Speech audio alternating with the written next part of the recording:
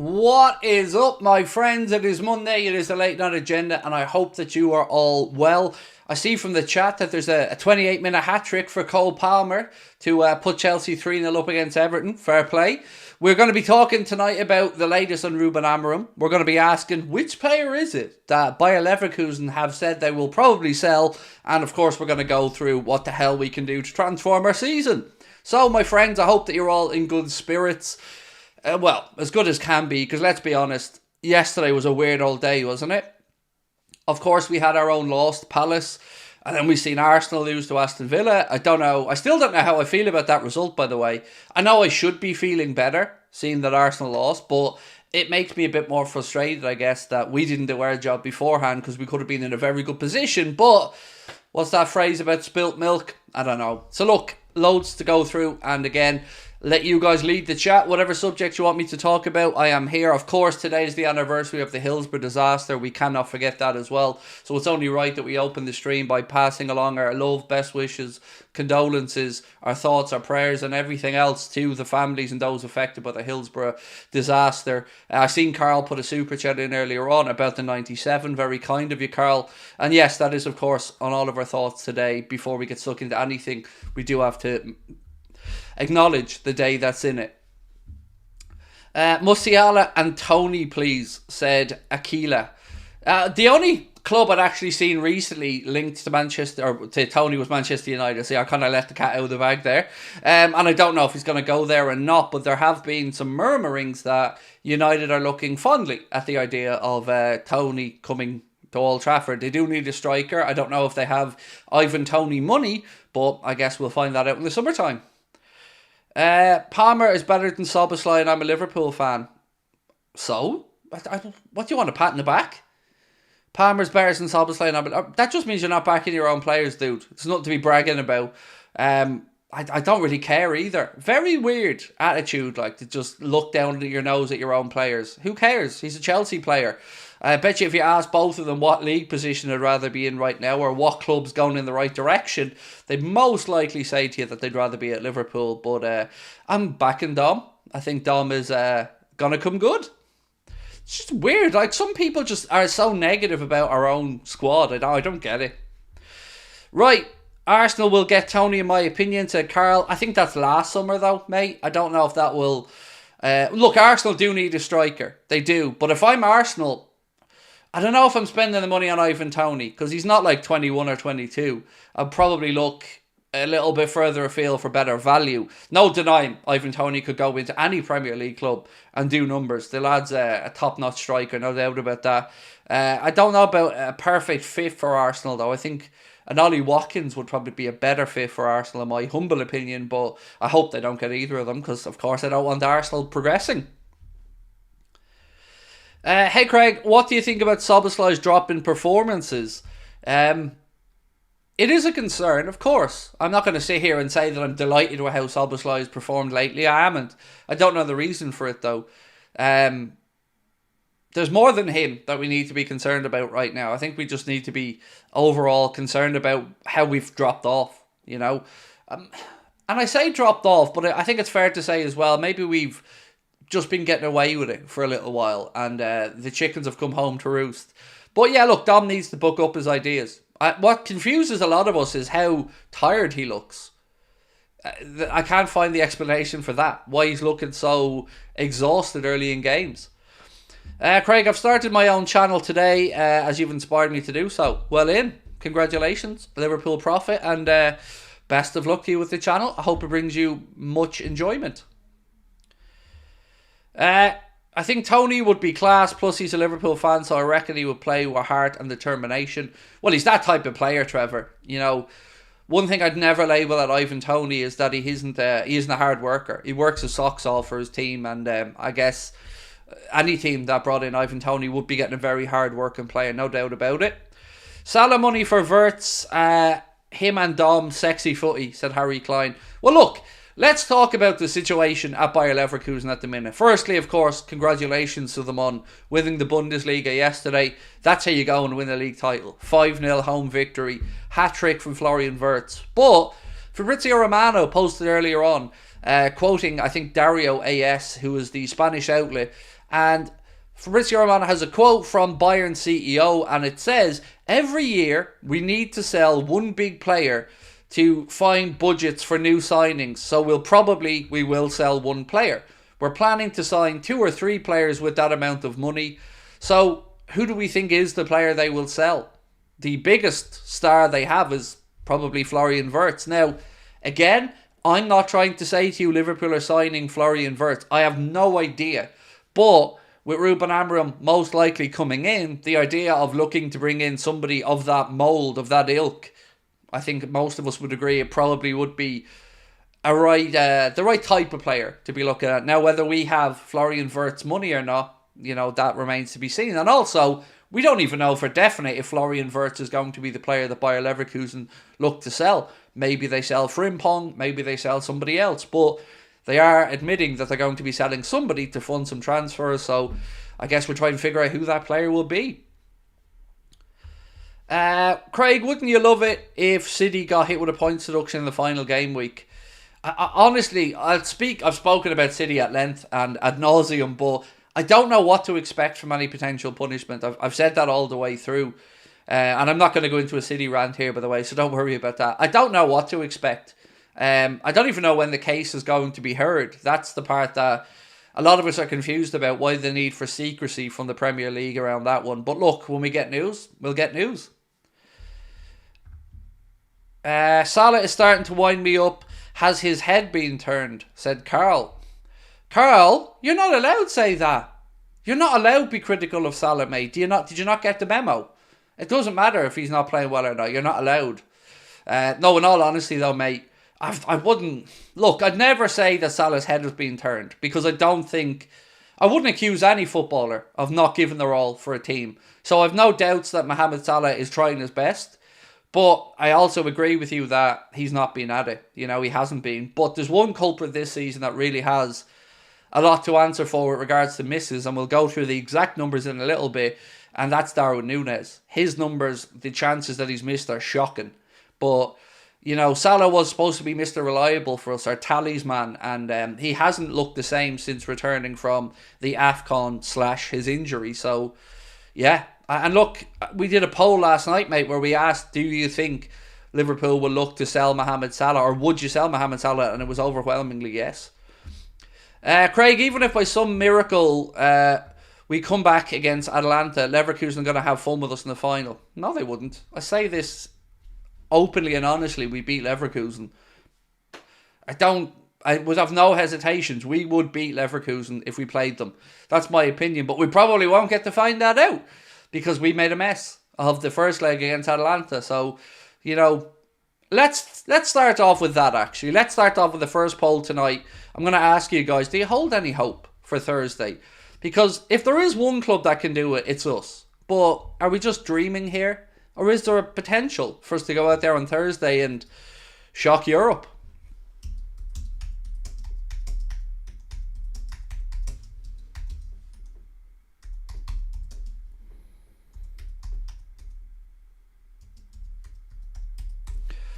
Right, so the first question is, can we turn the Europa score around? Simple one, yes or no. Let me know in the comments, and let me know in the poll as well. We beat Atalanta if we actually played them, said Jasper. Well, we did. We beat them 5-0 away the last time. So, I know, that would be a lovely result. Craig, is there a huge possibility that Wirtz does end up in a Manchester City shirt? What do you think of that? Again, it's hard to say that you don't think something's possible with Manchester City, because we know the financial pulling power that they have. I don't know if they are in for Florian Wirtz or not. You would imagine that most top clubs in Europe, ourselves included, probably Real Madrid included, will be looking at Florian Wirtz. I mean, he's going to be on everyone's radar, and City would definitely have the finances to make that deal possible, especially if they were to move on the likes of a Bernardo Silva or something like that in the summer.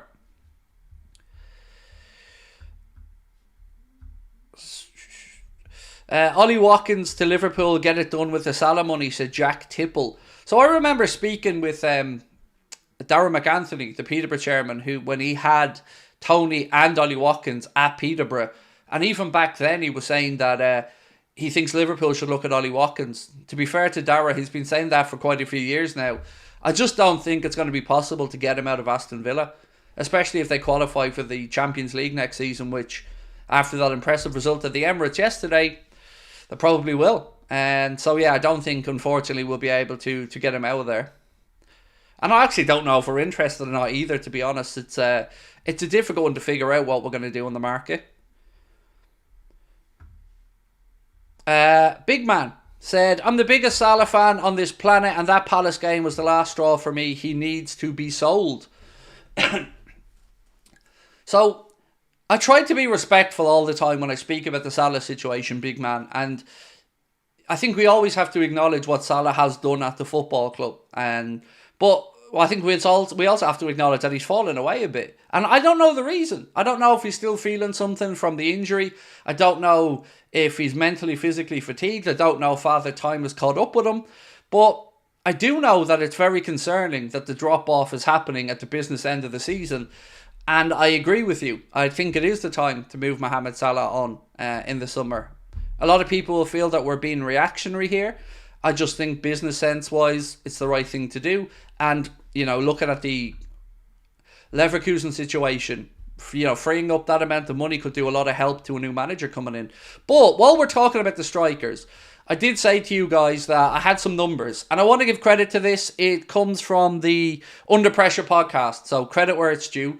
This chart talks about total big chances for Liverpool. How many have been scored and how many have been missed. And the numbers, I would say they're funny, but they're not. The numbers are alarming. So Mohamed Salah, let's start off with Mo.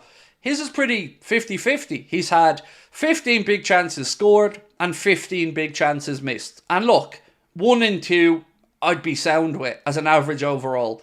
So I've no problem with those numbers from Mo. 15 scored, 15 missed, 1 in 2 big chances. That's reasonable enough. I think that's fair enough. Cody Gakpo, he's had 4 big chances that he scored with versus 9 that he's missed. So again, getting a little bit worse there with regards to percentages as we go down. Diogo Jota, somebody who many of us would feel is the most natural finisher at the club.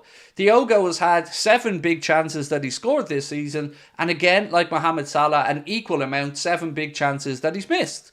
Moving on to Lucho. Lucho has had 6 goals that he scored and big chances and 10 big chances that he's missed. But here's the criminal one. Darwin Núñez has scored 7 big chances this season.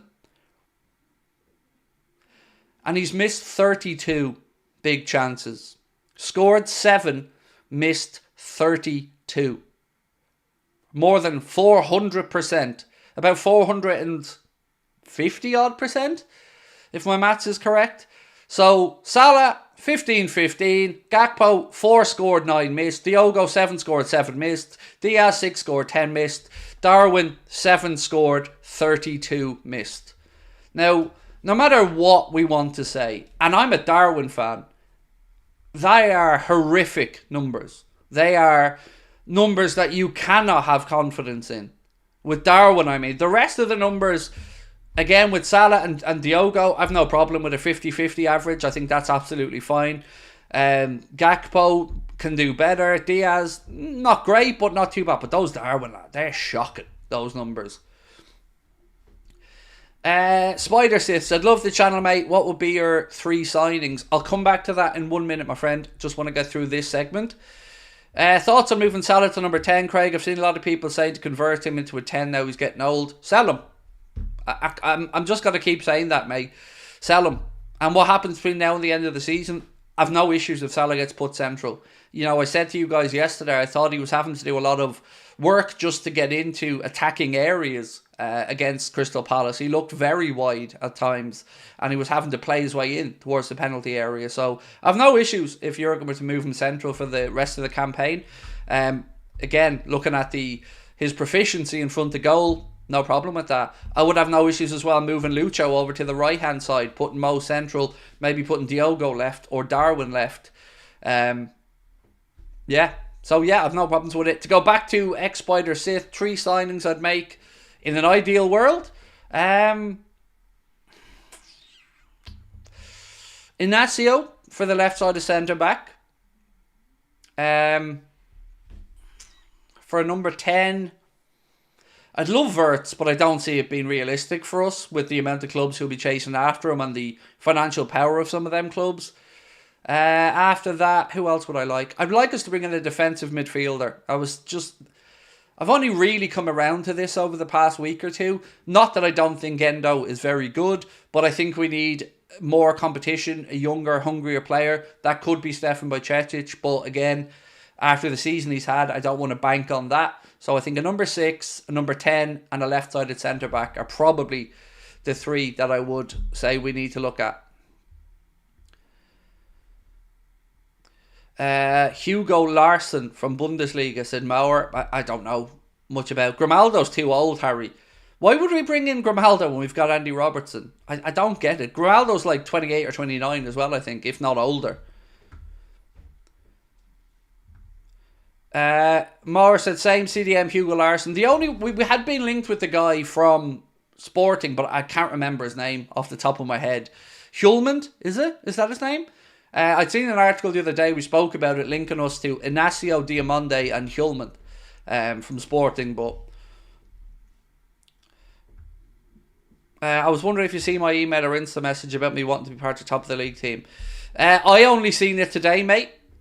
Today was Ben's day off, so he hasn't been working today. And at the moment, we don't know what the plans are for top of the league. We genuinely haven't got a plan in place, so I would have to say leave it with me, Dean, because I don't know what the hell we're doing with it at the minute, mate. We're still to have those conversations. Craig, I couldn't even go to school over how devastated I am over the result. Really? I wish my ma let me off.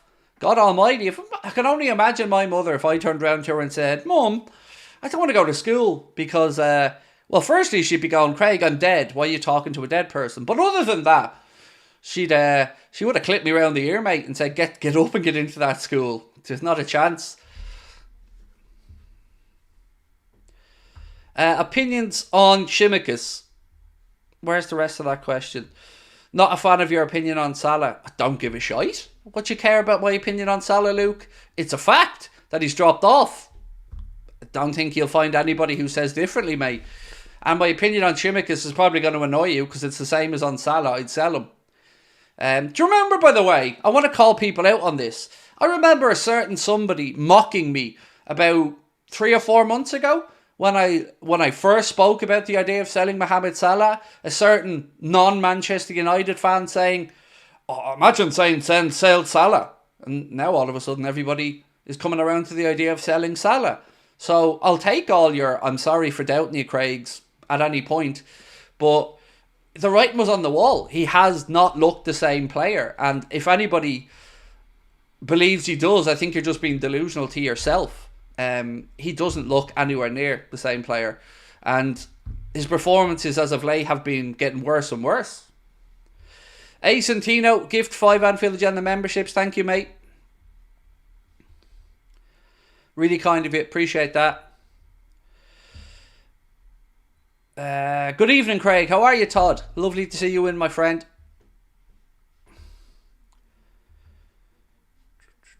Salah is lacking at the minute, not worth 400k. Injuries this season too, said Scouser Cam. So I know that we pay him, I think, Cam, if I'm remembering right, about 350. But it's important that we remember here that Rami Abbas-Issa said that Mohamed Salah earns all in around £1 million a week. Still think he's worth it? If he's taken in between bonuses or whatever, £1 million a week? Now, I don't know how much of that Liverpool are on the hook for.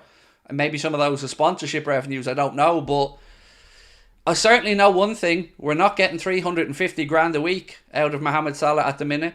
And I don't know the reason for that. I guess only he and the training staff know the reason. If it's to do with father time or if it's to do with poor form, I don't know. But too many chances missed. And when you get paid that money, you get paid it because of your numbers. You get paid it because you're a talisman. You get paid it because you're one of the best players in the world. When you stop being one of those things or all of those things, then we have problems, right? Then we have to look at the solutions. Should we give Dan's a go ahead of Darwin on Thursday?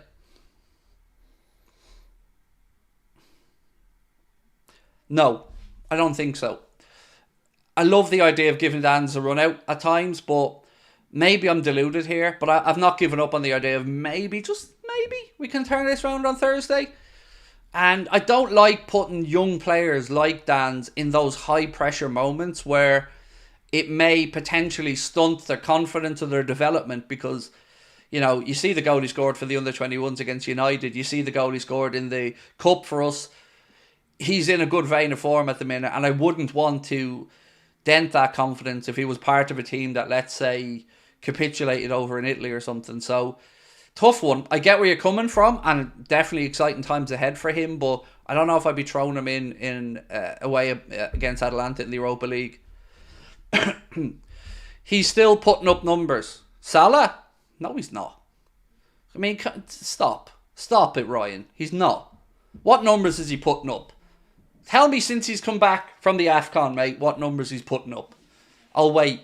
And by the way, take away penalties, because they're freebies. So you can take away penalties. Tell me how many has he scored since he's come back from the AFCON. I can tell you he's missed a load. Again, chances that he should be burying, chances that a couple of seasons ago he cuts inside and buries it. Now he cuts inside with a tame shot straight at the goalkeeper, or tries to pick out the far corner and it goes wide.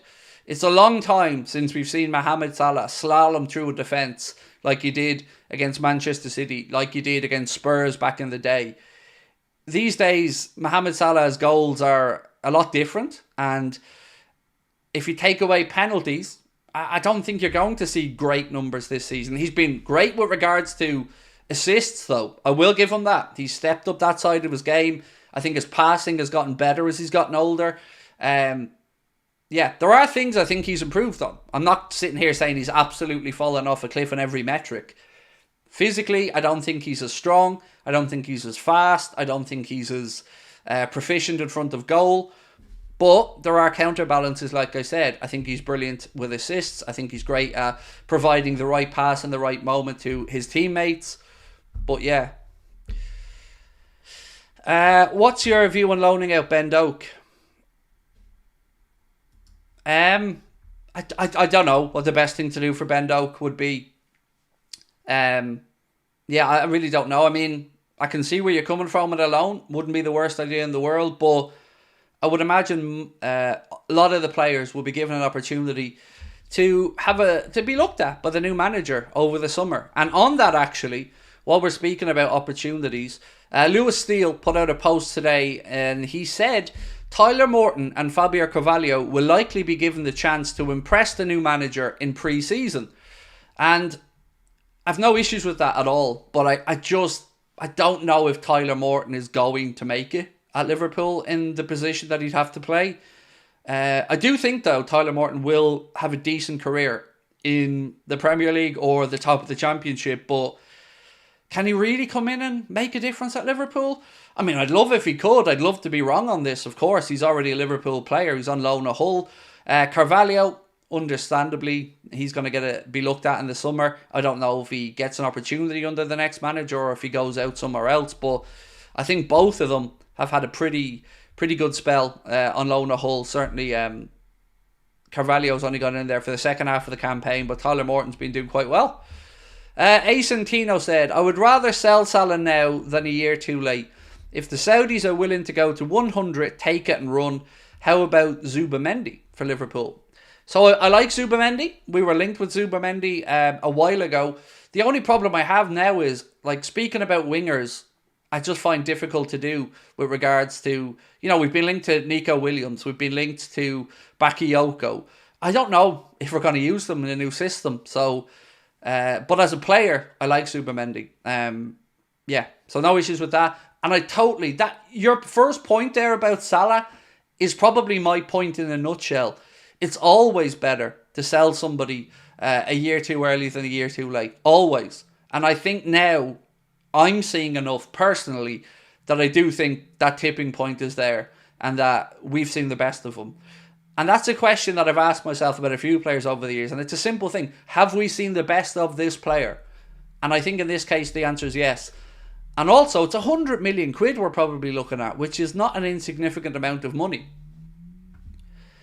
How I miss Mane, I'd swap him for Salah, said Jay. I think, again, I would say the same thing about Mane and Bobby Firmino. I think when they left, we had seen the best of them. And I think Liverpool probably could have gotten more money. Certainly for Firmino, he went for nothing, but I think we'd seen the best of them.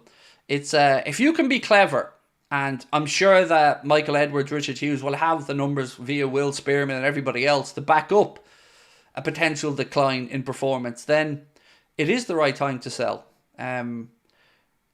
But all this right now is just speculation. But what does concern me is that as we approach the end of this campaign, and we only have a month or so to go, we still have 3 major contract renewals that are just up in the air. Our captain, our vice-captain, and our talisman. All 3 of them are going to be going into the last year of a contract. So something is going to have to be resolved there. I mentioned this on last night's stream, and I agree it's a little bit out there, but a bit weirdly, I'd have no problem extending Verge, but I would take the armband off him. That's just my own personal preference. I have no problem giving Verge a year or 2, but I take the armband off him. Trent, I think Trent deserves a pay rise. The only problem I have with Trent is not knowing what his best position is going to be. But I'd rather have Trent inside the camp and figure that out than not have him inside the camp. And with Salah, I just think it's the right time to sell. Now, let me say this. If somebody came in and offered £100 million for Virgil van Dijk, bye-bye Virgil. I'll be honest. The reason I'm so pro-selling Salah is the numbers. The numbers that are involved.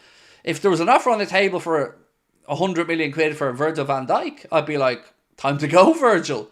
Yeah, it sounds cold-hearted and ruthless, but I would still stand over that they'd be the right decisions.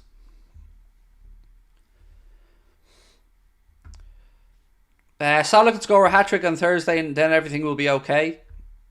It wouldn't. Nothing will change my mind at this rate, mate. There is no... If he scores a hat-trick on Thursday, brilliant, and we will absolutely applaud him for his genius and be very grateful for what he's done, but I'd still sell him in the summer. It's more the contractual situation that leads into this. You know, I look at it this way. 1 year to go, something will happen. 3 options. You let him run down his contract and leave for free. You give him a new contract, which will probably involve a pay rise, which he does not deserve. Or you sell him. They're the 3 options. And I think most of us will agree, I hope, that option number 1 of letting him run down his contract and leave for free, whilst it might be good that you get 1 more year of him at the club, would be stupid when it comes to being able to fund players in the future. And look, one other thing I'd like to say to everybody is, if Mohamed Salah does depart in the summer, and Thiago is departing in the summer, and Matip is departing in the summer, that is quite an amount of money that Liverpool will have freed up that can be amortised across 4 or 5 years for a new player. So Thiago, as an example, I think his rumoured wage is about £200,000 a week, which is in and around £10 million a year. Same with Salah, 350, 400 grand a week, which is somewhere between, well, say 400 grand a week if he's there. That's 20 million quid a year. So that's 30 million quid a year that can be put across another player. That's a lot of money. It's a lot of wiggle room. Can we have a poll, mate, and sell Darwin or not? Sure. I mean, my answer, I can tell you straight away, would be no. Don't sell him. But if you suggest it, mate, I'm happy to do it. So we asked, could we turn around the Europa League score? And 59% of you guys think that it is possible for Liverpool to turn around. 41% say otherwise. And look, I don't think there's a right or wrong answer to that. It's just how you're feeling, isn't it, really?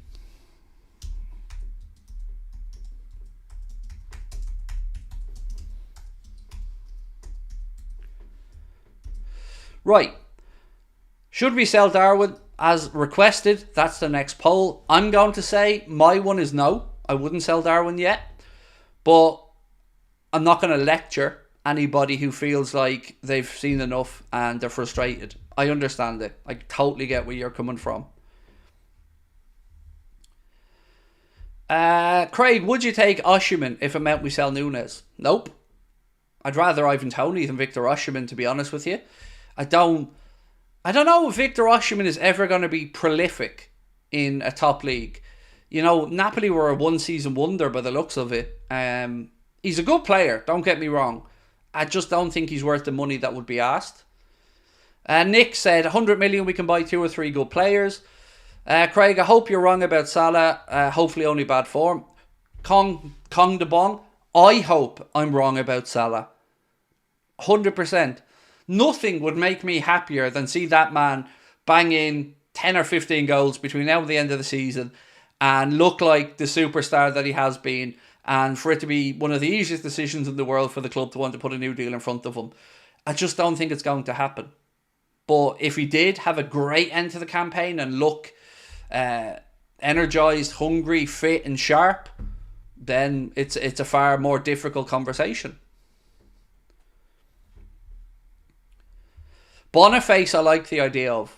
Stanislav. Boniface I do like the idea of. Would I take Gyökeres? I have to admit, I don't know much about him. I've not really watched all that much of him. I know obviously he went from Coventry to Sporting Lisbon. We read out a comment the other day. I don't know if you were on the stream at the time, but we read out a comment from his agent who said one of the reasons that he took Victor to Sporting, or the big reason, was the manager. So let's say, for instance, that Ruben Amorim came into Liverpool and wanted Victor Gyökeres. Sorry for the pronunciation, by the way. I think it could be done. I think the player would, again, love to come and work with the manager, and it would be a huge step up in club. So I think that could be done. I just don't know if the interest is there or not. What do you think about Musiala? He's incredible. Absolutely incredible. A wonderful footballer. Salah will get sold in the summer. Simple as, said Robbie. If you were to sell Darwin, who would you bring in?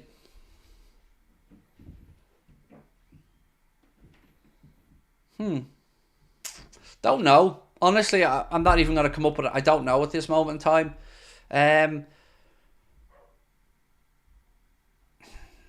It would probably be a profile somewhat like Toney, Osimhen, Gyökeres. Some strong lone striker who can hold the ball up, use that physicality to wait for players to join up, help us win second balls. Yeah, I could see a profile of somebody like those guys. Just, I don't know who would be the best fit. Pranav, I don't think we're losing Klopp, Salah, Van Dijk and potentially Trent all in one window is a good idea. New manager and inexperienced players for the new season. So, I don't think we'll lose all of those, my friend. I think Trent will stay, and I think Virg will probably stay. The Klopp thing, look, nothing the club could do about that. Jurgen made his own decision on that, and the club respected it. It looks today, by the way, like, you know, I told you guys that Nagelsmann was going to go back to Bayern. Well, today, Florian Plettenberg, you know, I don't often agree with Plettenberg, but today he posted about it, and this is what he had to say. He said, news, Nagelsmann, his return to FC Bayern is becoming more and more concrete. Advanced talks about a 3 to 4 year contract. Nagelsmann can imagine returning to Bayern, but is not given the final green light yet. Bayern's feeling that their search for a new manager is now close to the finish line. Since Alonso's rejection, the discussions with Nagelsmann have intensified. In addition to Nagelsmann, there are 2 other options on the shortlist, De Zerbi and Emery. However, Nagelsmann is supposed to become the new coach of FC Bayern. So there you go. Nagelsmann apparently going to go back to Bayern, the club that sacked him. I find that very weird. I have to say, I find it very weird. Barry said, thanks for the poll, mate. I'd keep Darwin for the next manager, give it a season, then if no improvement, he's toast. But I would sell Mo for 80 plus million. Playing him wide right is poor now. You'll never walk alone. RIP the 97. And thank you, Barry. Let's have a look at the poll, Barry. So we asked, would you sell Darwin or should we sell Darwin? And so far, 66% of people have said no. 34% have said yes. I would very much be in the no camp on that one. Carl, how are you, my friend? Always great to see you in. Do you trust the owners to reinvest the Salah money on new players? Also, what budget would you expect the owners to give the new manager? So the first part of the question, 100% yes. You know me, Carl. I'm not overly fond of FSG on a lot of things. But if we received money for a player, yes, I absolutely believe that that would be given straight back to the manager. With regards to a budget, tough one. You can only look at the average that Klopp has had over the time here. And I would say net spend probably 40 odd million, 40 to 50 million net. Now that doesn't mean we won't spend a lot of money, but some of it will come from player sales and then a little bit on top. So look, if I'm not wrong, I think our average under the owners has been something about 40, 45 million, something like that net. So yeah, so that's why I think it would be important for us to get and free up money to reinvest. You see a lot of CEOs talking about that now. Sporting directors. You see the guy at Newcastle saying that they may have to sell one of their big stars in order to take steps forward. So get players' money, take one step back for a second, but sign 2 or 3 players that will take them forward. We did the same with Coutinho, sold him, brought in Alisson and Van Dijk.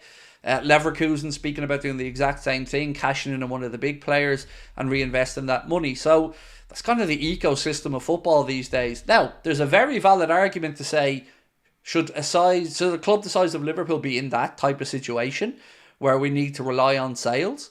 Sometimes I think there's a middle ground. Like with Salah, it might just be a timing thing. I don't think Liverpool would have ever looked to have sold Mohamed Salah if he was, 29. And that's one thing I will give FSG credit for. They have allowed Jurgen to keep together the team that he wants. To keep Mohamed Salah there, for keeping Firmino there, Mane there, Van Dijk, Alisson. I'll give them credit for that. But I want more with regards to the budgets for the manager. Would I take Kimmich as the new DM? I'm unsure. There's obviously a very good footballer there with Joshua Kimmich. I would rather somebody closer to the 24 age bracket. But there could be a bargain there for somebody. I just get a feeling that he'll probably end up at Man City.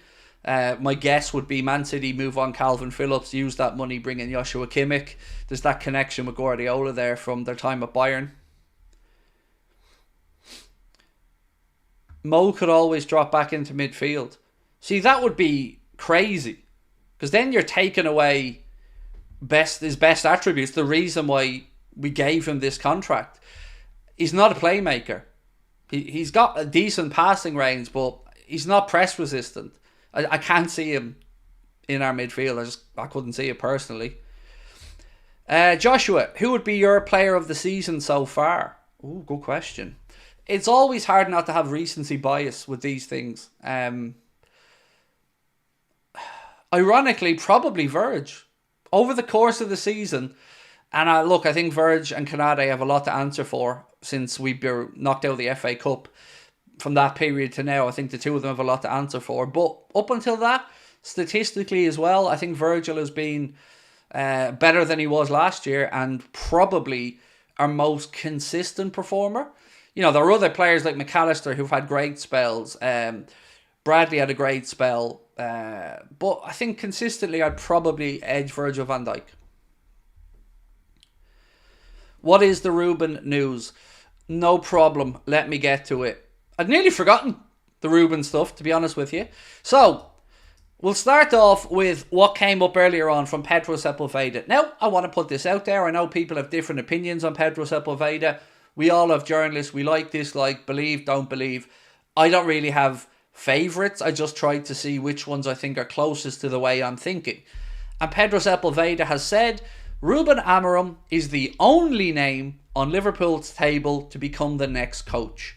Negotiations are taking place between them and Amorim's agent, but no contact with Sporting. So from that, what I would gather is that the negotiations are taking place, as he said, and if we get agreement with Amorim's agent over the financials, the length of the deal, and any other bits and pieces that us mere mortals wouldn't know about in these negotiations, then you go to Sporting and you see if you either have to pay that full release clause or if there's any movement there, if they're willing to negotiate it downwards.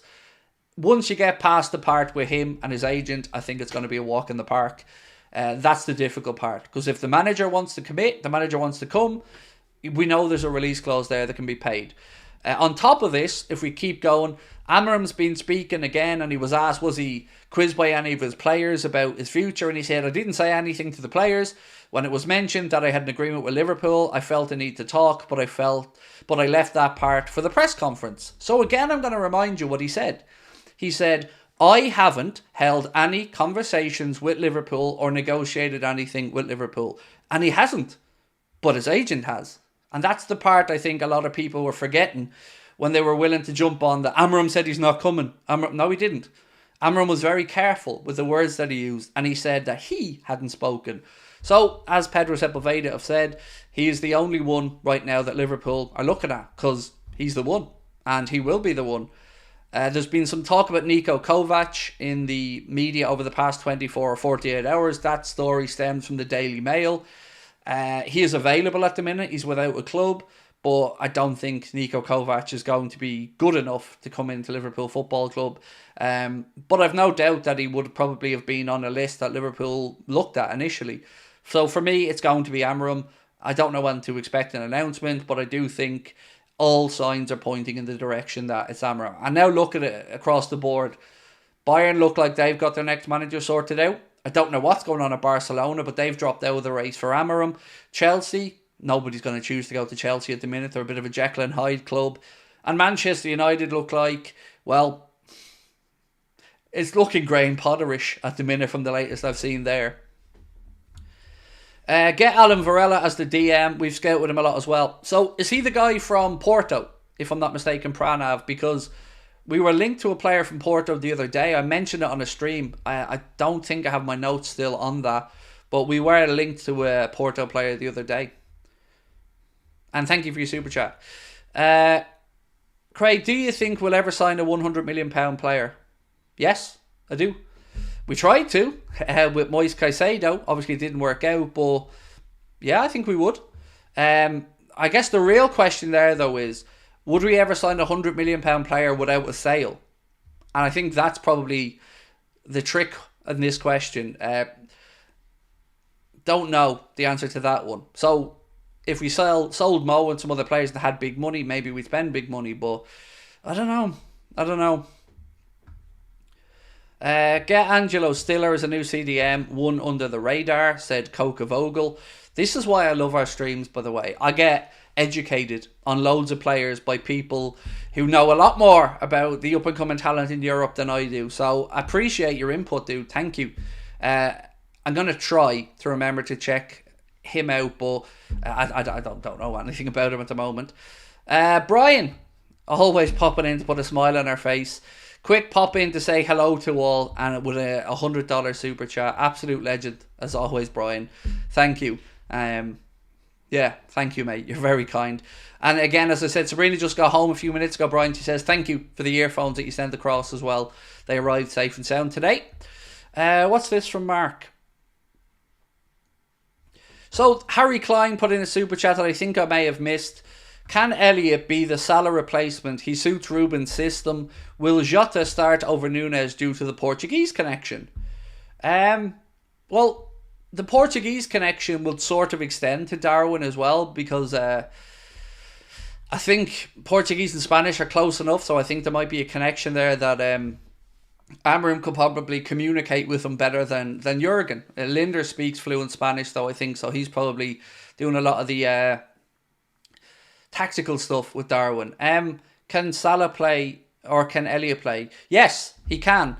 And I've got a piece on Elliott that I wanted to read out, actually, because a lot of times I've bigged up Elliott, but a lot of people talk about Elliott, and I don't know, he's divided Liverpool fans. But there was a piece in the Echo earlier on, or was it the Echo or was it Sky? I'm not sure which one of these it was from, actually. Hang on. Sky Sports. It was Sky Sports had a piece up where they were speaking to Scott Chickleday, who was Elliott's coach when he was a 10-year-old boy, a QPR, and this is what he had to say about Harvey Elliott. Harvey is probably the hardest working player that I've ever worked with. He would not rest until he regained possession. He led it. He was relentless with it. He's still like it to this day. He is just a hard worker. Even at a young age, he was always the first one there, 45 minutes before the season started, driving me mad. Can I have the ball, Scott? He's always the one hanging around afterwards too. Always the hardest working in training. He had that mentality. That is why you always looked at him. You can never really predict anything at that age, but even then, you found yourself thinking if he carries on with that attitude, he has a chance to succeed. I love that, because that's what I see in Elliott. And again, Jurgen spoke about his counter-pressing stats, breaking records inside the club and our own metrics. I don't understand how some people still do not rate Harvey Elliott.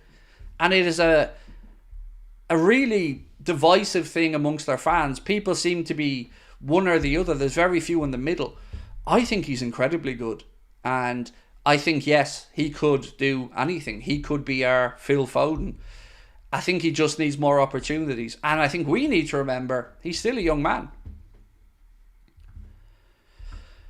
Who would you pick? Xavi Simons, Jamal Musiala or Florian Wirtz? Jamal Musiala. If I could have one of those three. Musiala and then Wirtz second. So yeah, I love Musiala. I think he's the next thing to Bellingham. We didn't take our chances. That's why we lost to Palace and Atalanta. Yes, but we can't ignore the conceding. I have a stat actually on that. This is from Andrew Beasley. Andrew Beasley, if you don't follow him on social media, you absolutely should. He's a tremendous statistician. I don't know if he still works with the Tompkins Times or not, but his social media account is @BaseTune2Red. And he put up a stat and he said, only Sheffield United have scored fewer goals or have a worse goal difference than Liverpool in the first 15 minutes of games this season. And the list looks like this. Top of the list, with the best record for the first 50 minutes of games this season, are joint between Arsenal and Newcastle. Arsenal have scored 10 goals and conceded 4 in the first 15 minutes of games this season, giving them a goal difference in that period of +6. Newcastle scored 9, conceded 3, again a goal difference of +6. Next on that list, Manchester City scored 9, conceded 4, goal difference of +5. Are you ready for Liverpool's? Liverpool's first 15 minutes this season, we've scored 2 and conceded 7, giving us a goal difference in the first 15 minutes this season of -5. That puts us below Wolves, Brentford, Palace, Everton, Brighton, West Ham, Luton, Burnley, Forest, Villa. Everybody except Sheffield United. Sheffield United have scored 1 and conceded 11 in the first 15 minutes with a -10 goal difference. That is the reason why we've struggled at times this season, because we haven't had a foundation to build from. We've been chasing games a lot of the time. Add to that what I said to you guys yesterday. Liverpool have conceded first 21 times this season. That's ridiculous. Absolutely ridiculous that we've conceded the first goal 21 times. So, as much as we've been wasteful in front of goal, and I'm not denying that, we need to pull up our socks and start faster. You know, having to rescue games is not the way to go about winning league titles.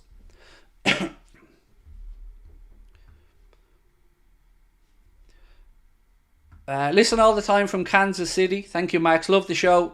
My favourite source of Liverpool news and talk. Keep up the great work. Really appreciate that, Max. Thank you so much, mate. And lots of love over to you in Kansas City as well. Yeah, much love, my man. I mean, you're kind of spoiled with the Chiefs, though, aren't you? And Patrick Mahomes, but much love. And thank you for tuning in. I appreciate it.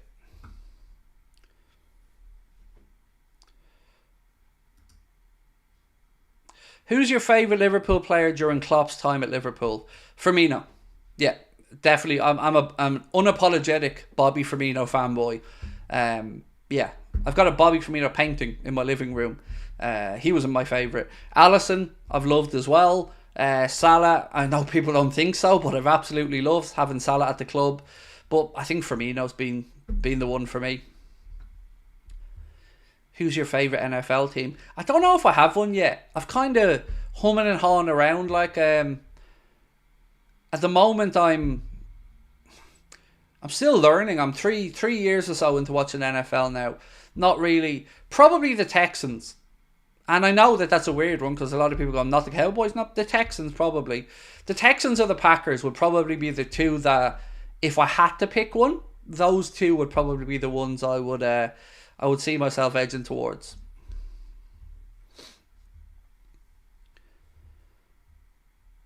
Would I be interested in any other centre-backs than Inacio? Of course, Ryan. Yeah. I mean, my mind's not closed off on that one, mate. I know we disagreed on the Salah stuff earlier, but no, I wouldn't be closed off. I think there's many centre-backs that could be in potential. The guy from Crystal Palace, Mark Gay, we spoke about him previously. Hincapié at Bayer Leverkusen is very impressive. Antonio Silva at Benfica is another young centre-back who, although would have a very high buyout clause, is an incredible talent. So, no, I'm not closed off and thinking it's an essay or nobody. I think, probably, Ryan, if I'm being honest with you, mate, now that the Amorim stuff is starting to, gather more momentum, I wonder, is he just going to go back to, bring in somebody that knows his system?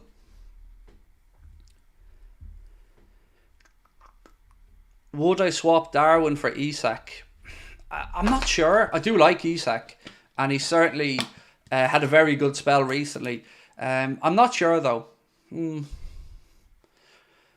tell you what, it's so hard to write Darwin off, because you know what he can do. You know what he's capable of. You know the levels that he can get to. So I find it really difficult to agree to get rid of him. But I also understand wholeheartedly how frustrating it's been. And we looked at these numbers earlier on, the amount of chances that he's missed this season, big chances, just in case people are coming in late and didn't hear. He has scored 7 big chances this season and missed 32. It's difficult to stay behind somebody when they're that wasteful.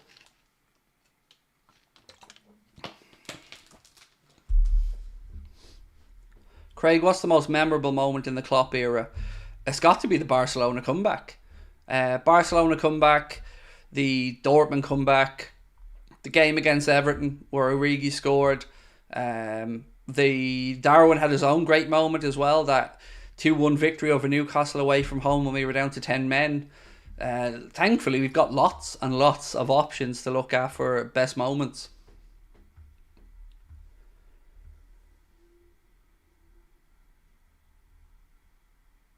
I know it's not an excuse for 7:32, but does Darwin know English yet? He's getting better, from what I can gather.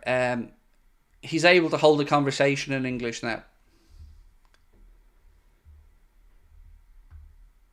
Bills Mafia, best NFL fans there is, akin to us. Yeah, but they're different level lunatics. Joe, how do you go watch sport in that weather? Honestly, I've seen the Bills Mafia at home, and dudes having heating built into their jackets and stuff. I don't understand how American team sports owners can get away with these bold stadiums and not protecting supporters from the elements. It baffles me. Like, you look at Lambeau Field or, the Bills Stadium, and you just think, in the winter, those places are just a fridge. And there's no roof to protect from the elements or anything. I find it mad that they get away with it, to be honest with you. How would you feel about Robinson from Fulham? I would happily, tomorrow, sell Costas and bring him in. Now, if I'm not mistaken, he's about 26, 27, Robinson, if I'm not wrong. Dedication, Craig, man. I get it from the fans' point of view. They want to watch their teams, but I think the owner should be treating the fans a bit better than that. Some of the money that goes around in NFL and stuff, there should be a roof on those stadiums at the very least. Not even a full roof, just a cover over some of the fans. Michael, thank you, mate. Appreciate your kind words. Mr. Mizzo said, Craig, I think if we don't score 7 goals against Everton, we're a weak team and don't deserve to be in the title race. What if we score 6? Would that not be okay? No? Look, I don't know what to expect anymore, mate. But I know that I'm probably setting myself up for pain on Thursday, because as each hour goes by, I'm starting to talk myself into believing we can turn it around on Thursday. And I'm sure I'm setting myself up for pain. Who's your favourite Liverpool manager of all time? It's definitely Jurgen Klopp. Because, as I've mentioned before, obviously I didn't live during Shankly, Paisley, Fagan. So it's definitely Jurgen in my lifetime, 100%. Jurgen, Kenny, Rafa, love them all. But Jurgen, hands down, has given me the best years as a Liverpool fan ever.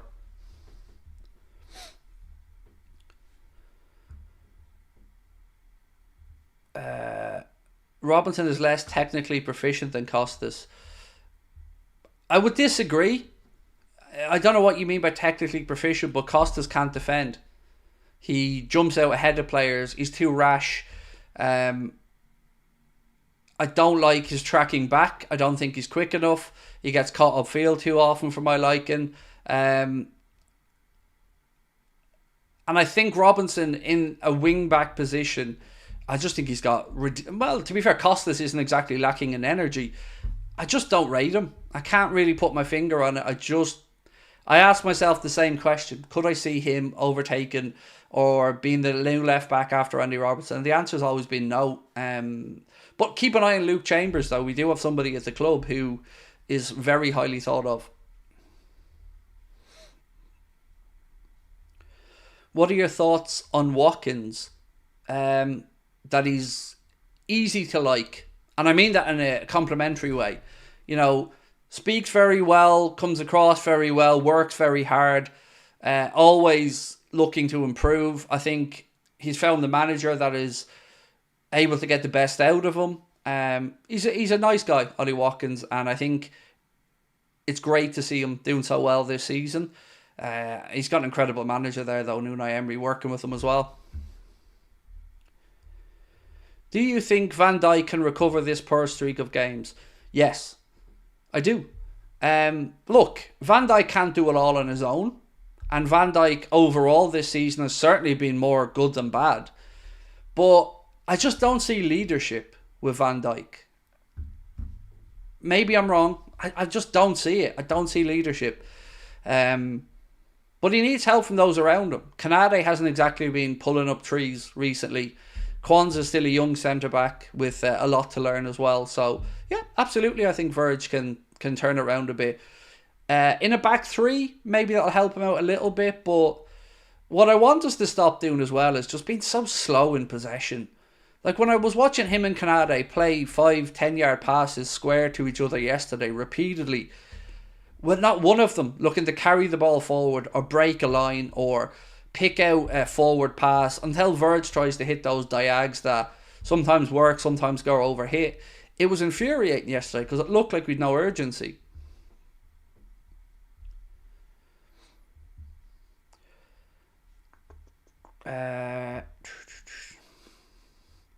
Matip has been a big loss. Yep, I've always been a fan of Joel Matip, Glenn. I think he's always a good 7 out of 10, Joel. Steady she goes.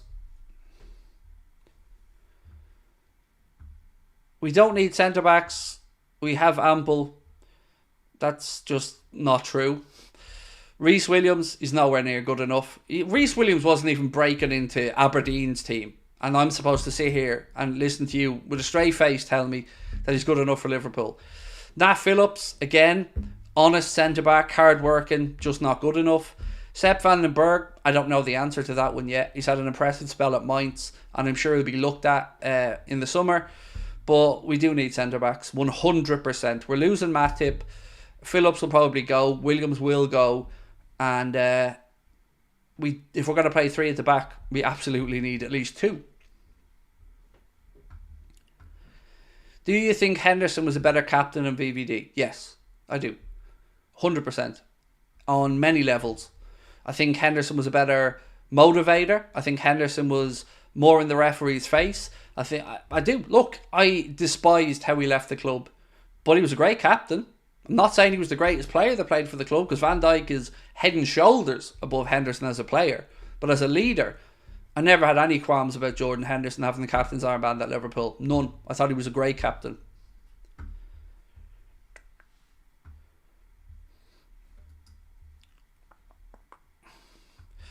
Van Dijk is too passive sometimes. Yes, absolutely.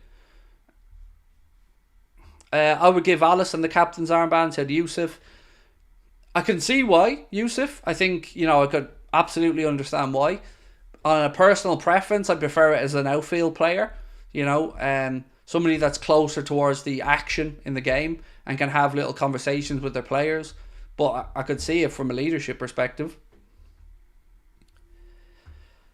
I think Robbo should be our captain, said Andre Nielsen. So if I had to pick a new Liverpool captain tomorrow, I'd go with Alexis McAllister. I think he's shown that he has what it takes to be a leader, to inspire, and he can grow with the team over the next 5, 6, 7 years, because he's only, 24 years of age. So we did leave the poll up, and we've had almost 1,500 votes.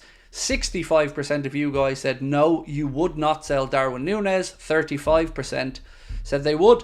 Just a reminder, it was Barry that asked me to put that poll up. Don't want anybody saying Craig's trying to sell Darwin Núñez. I would said I'd be in the no camp. Pranav said team versus Atalanta. Ali, Trent, Kwanzaa, VVD, Robbo, Maka, Szoboszlai, Elliott, Mo, Gakpo, Jota. Let me process that. Don't know if Trent to be ready to start, Pranav. I would suggest we'll probably see Gomez at right back. Kwanzaa, VVD, I agree. Robbo, I agree. Maka, I agree. Szoboszlai, probably not for me. But I can see where you're coming from. Elliott, I agree. Mo, Gakpo, Jota. Feel you're being a bit harsh on Diaz there. I'd go Diaz, Jota, Gakpo, probably, in that order. I know, it's a big call, leaving out Salah and Darwin, but there's a reason why I'll be leaving out Salah and Darwin. And as I said this before the other day, think of it this way, right? You go over to Atalanta, you start with those three up front, Jota, Gakpo, and Diaz. Let's say you go 1-0 up, you're managing the game to half time. Second half comes, you're 5-10 minutes in, and you look over if you're the Atlanta players and you're tiring a little bit. You see Darwin Núñez and Mohamed Salah warming up to come on to try and chase down those last 2 goals. I think that would be impactful, and I think it would work to our advantage. So that's what I'd do.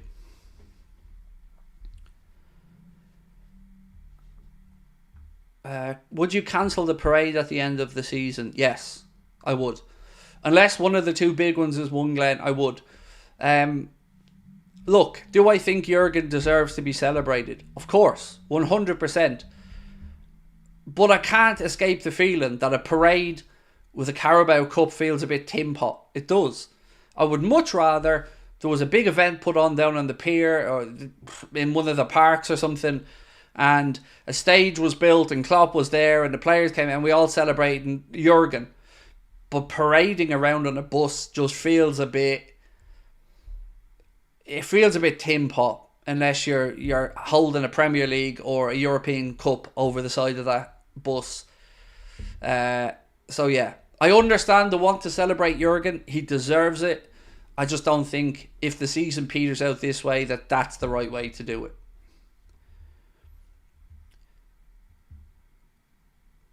Palmer was about to punch Jackson over who should take the penalty. Nice.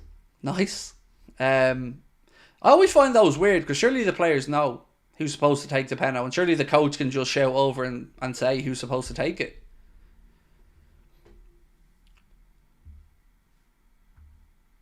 Palmer in fine form before the Arsenal game, can't complain, said Noah. Craig, so you're thinking like Klopp when he left Mainz? I can't remember what happened when Klopp left Mainz, mate, to be honest with you. But yeah, like let's say Liverpool hosted an event, I don't know, down at Albert Dock or Aintree Racecourse or something. I don't know, just somewhere where it can be a stationary thing and fans can go and celebrate and, you know, maybe play some of the biggest moments from Jurgen's time at Liverpool on the big screens and we can relive them and celebrate. That's the type of thing I'd be thinking of rather than a parade which just feels a bit try-hard unless there's more silverware.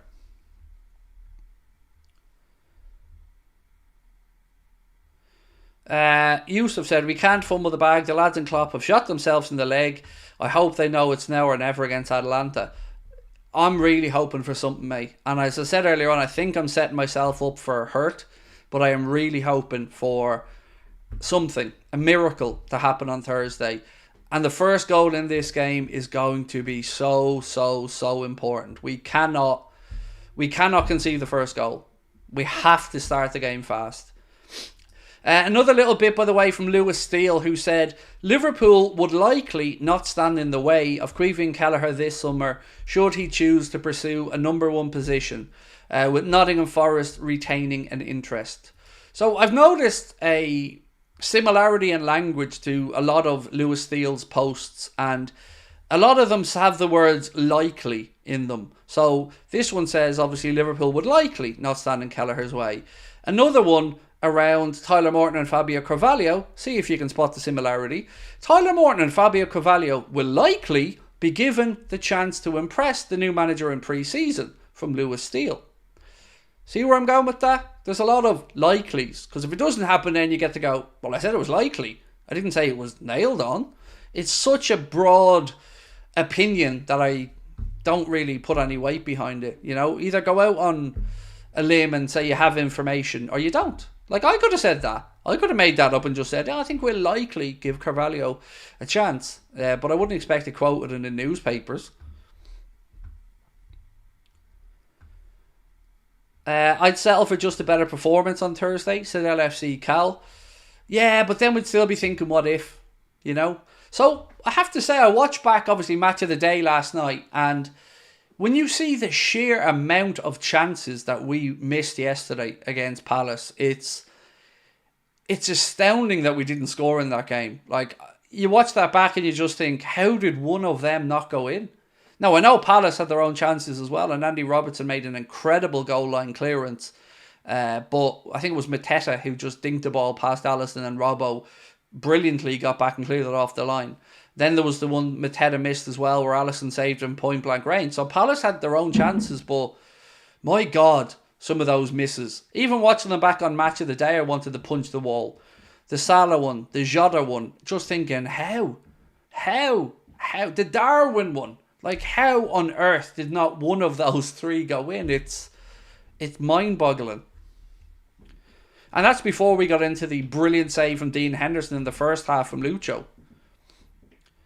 It worries me for the league now, Craig. We're behind on goal difference to both City and Arsenal. Weirdly, though, our goal difference against Arsenal improved this weekend because they lost by 2 and we only lost by 1. It's nuts, but in a weird way, we've pulled one back there. Manchester City, yes, but that goal difference isn't insurmountable, and it would be heartbreaking to lose a league title on goal difference.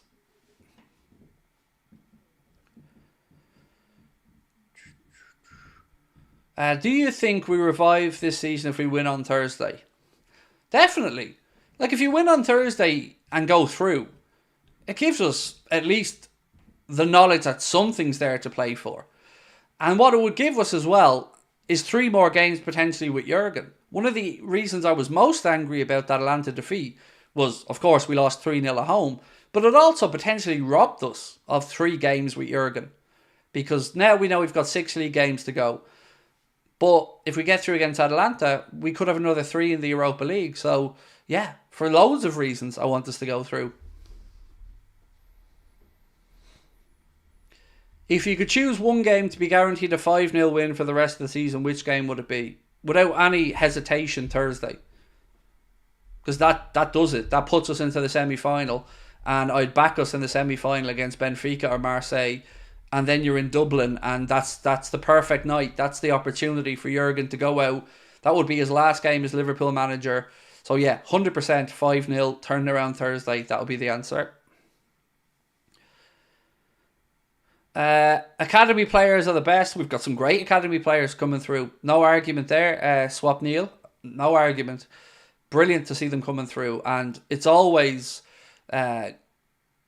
It always saves the clubs a fortune if you bring academy players through. So to see Bradley do his thing, to see Kwanzaa come through, you know, you look at the young keepers like Mrozek and that coming through as well. You know, got Cade Gordon who had a horrendous time with injury. Yeah, it's brilliant. Dans, Kumas, Trent Cone-Doherty coming through,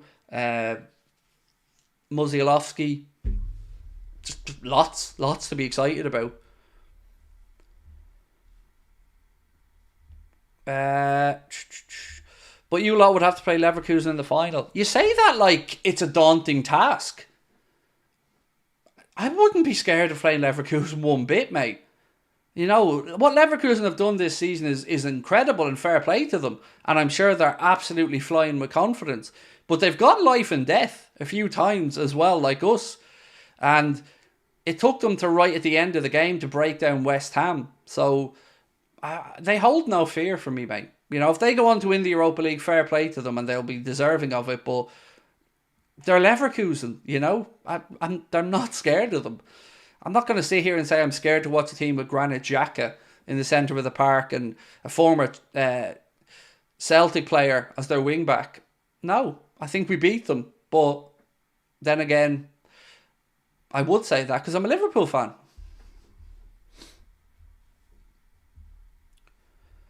Do you think Mo will stay at the end of the season? No, I think he's gone.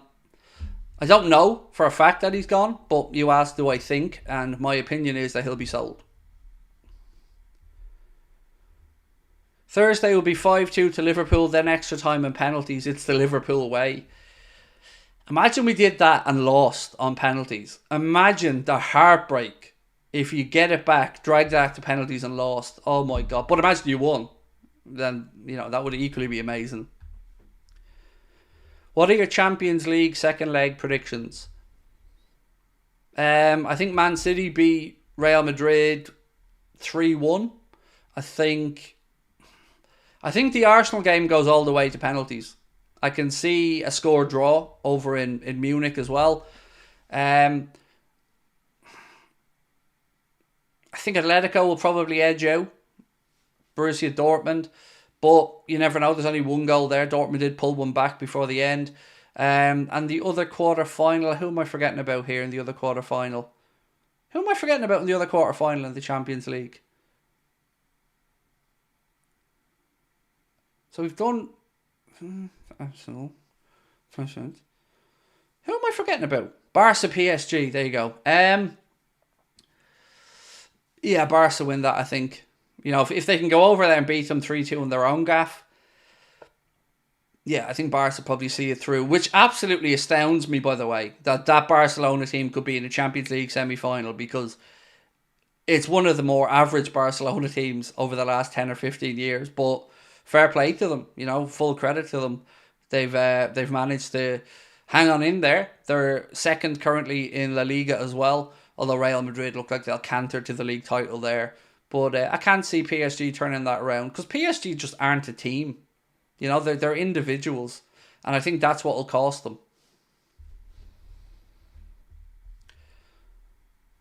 Do you think we're needing a fresh start next season? Look, I wouldn't want Jurgen to depart, and I'd happily keep him around. I'd love Jurgen to stay, but I'm not as scared of a reset as I was maybe a year ago. I like the idea of a new manager, new energy, new ideas, new directions to the players. You know, sometimes a change can be a decent thing as well. There's always a risk. We've no guarantees that the next coach, be it Amorim or anybody else, will be a success, but I'm optimistic. Why am I thinking it's a possibility we can win 3-0 or 4-1 on Thursday? Somebody give me a slap. I just feel the goals will return. Don't trust the defending as a team, but the goals will come back. Well, as I said before, Barry, we did go over there and beat them by 5, so it's not impossible. But I'm with you, mate. I have the same optimism, but I don't know why.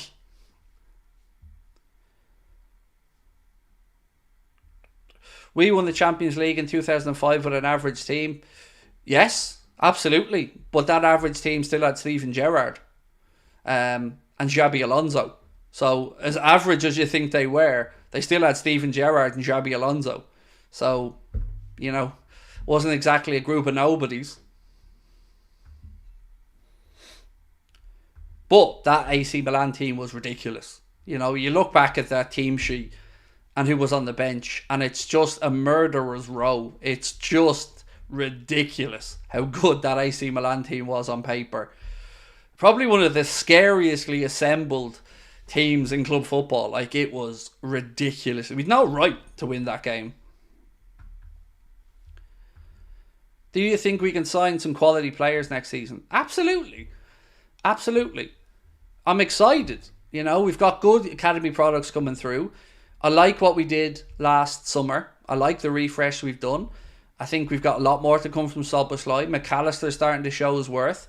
Gravenberch, I hope he gets some more minutes towards the end of the season so we can see what he can do. Yeah, I'm optimistic. What's the Amorim system? 3-4-3.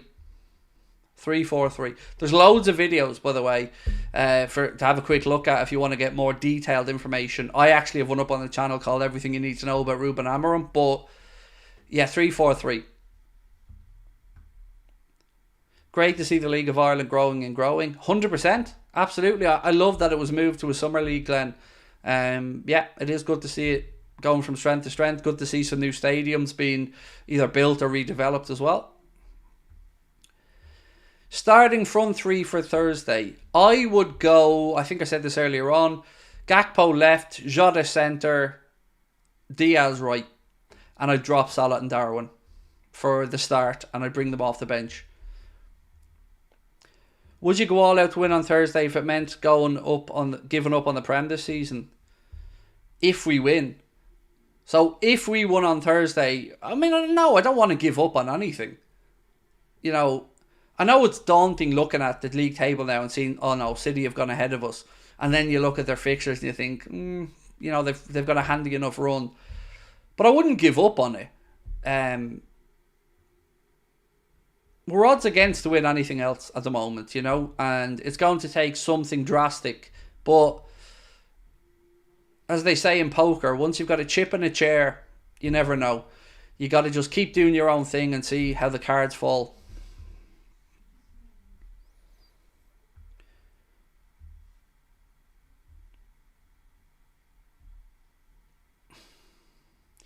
Donald said, your show is amazing. I think TalkSport shows need more people like you.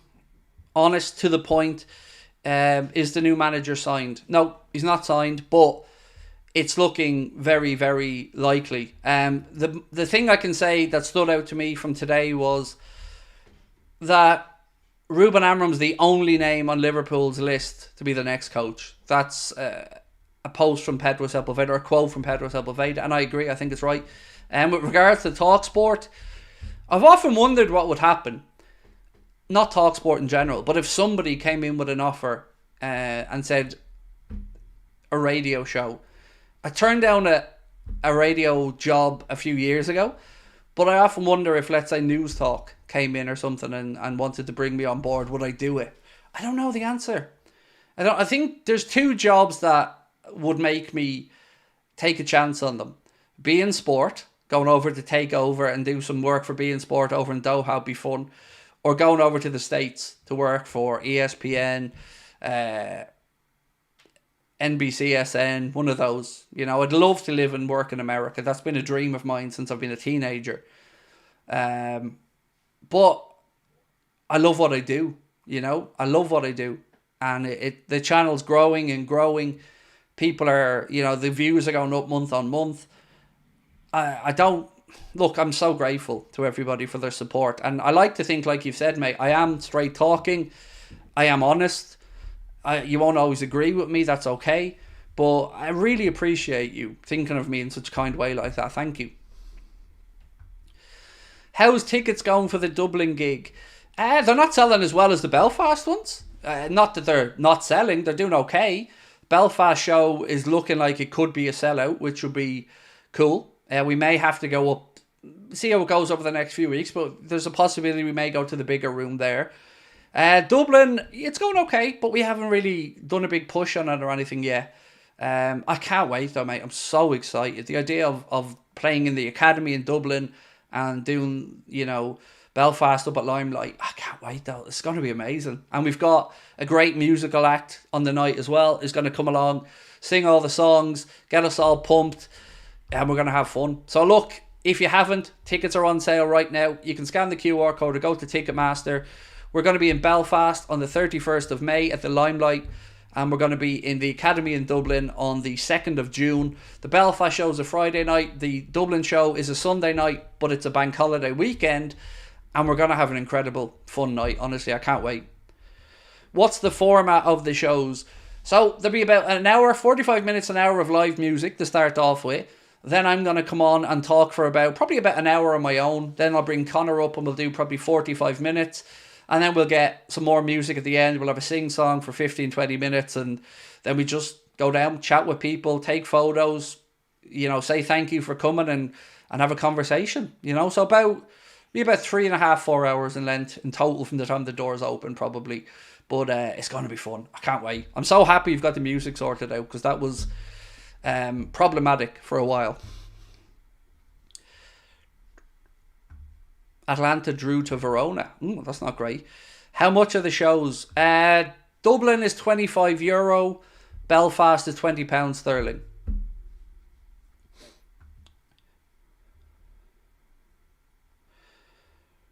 We need to start getting our finishing right. Yes, we do. Absolutely. Couldn't agree more. Conor Bradley is there. I wish. God, I'd love to have a chat with Conor Bradley at some point. Yeah. No, I don't think he'll be there, but God, I'd love to have a chat with him at some point. Don't forget to drop a like, by the way, on the stream if you haven't done so already, my friends. Have you seen bookmakers stop taking bets on Ruben? I haven't, no. No, I haven't looked at those odds or anything. Look, I feel very confident that it will be Amorim. I've felt that way for the last 4 or 5 days, but, it's not going to be me that says it's done, because I don't have any inside information on it. So I hope that we get some positive vibes over the next few days because I think it'd be nice to have something concrete.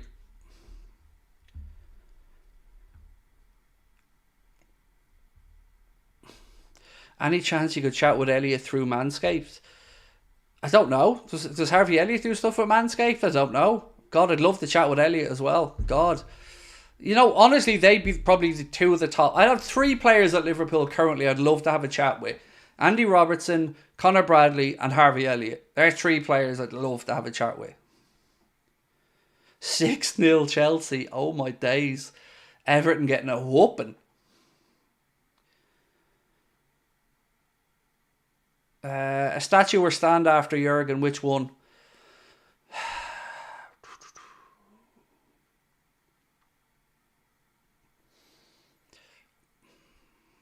Main stand. Name that after Jurgen. That would be nice. We've got the King Kenny across. Cop's never to be changed. Any road end doesn't feel fitting of Jurgen. It's not quite big enough. So I'd say main stand. No, Kelleher. Kelleher doesn't strike me as the most talkative type of person. He strikes me as a very measured, to the point, does his job type of person. So I think I'd have better fun with conversations with Elliott or Robbo or Conor Bradley. But I would not say no to have a chance to speak with Caoimhín either. Incredibly proud of Caoimhín for everything he's achieved as an Irishman, as a goalkeeper. Brilliant. Would I sell Kelleher? If it was my decision, no. Absolutely not. But I can understand if he wants to move on. I hope we'd put a buyback clause in there that would give us an option in the future. But I totally do understand if he decides that he wants to go and become a number 1. Because your career's short. He's 25 years of age now. He's played 25, 26 games for us this season. Done incredibly well. Yeah, so I get it either way. I don't think there is a wrong answer to this. If he wants to move, allow him to move. If he wants to stay, brilliant. Let him stay.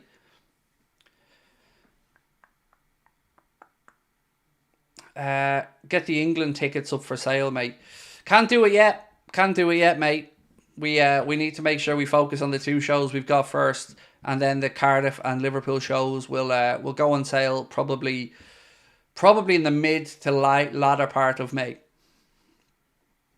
Right, my friends, I'm going to say goodnight to you all, and I'm going to spend some time with the missus who just finished her first day of training in the fire brigade today, so want to see how she got on, because I only had a quick chat with her before I jumped on to go live. So yeah, thank you for joining us. Don't forget to drop a like before you head off if you haven't done so, and please do hit that subscribe button as well if you're new to the channel. We'll see you tomorrow. probably have something at 4 o'clock tomorrow afternoon.